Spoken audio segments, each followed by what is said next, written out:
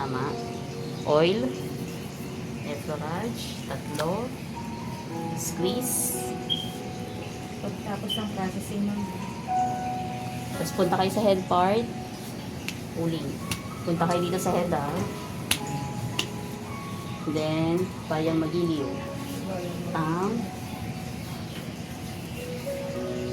hilog pa. Kasi karamihan ito yung laylay na area, di ba? So, dyan kayo mag-focus. Baba. Appointment ulit.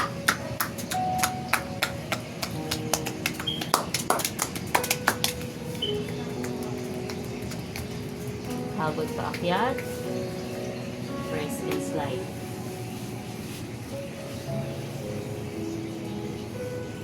Then, repeat on the other side na.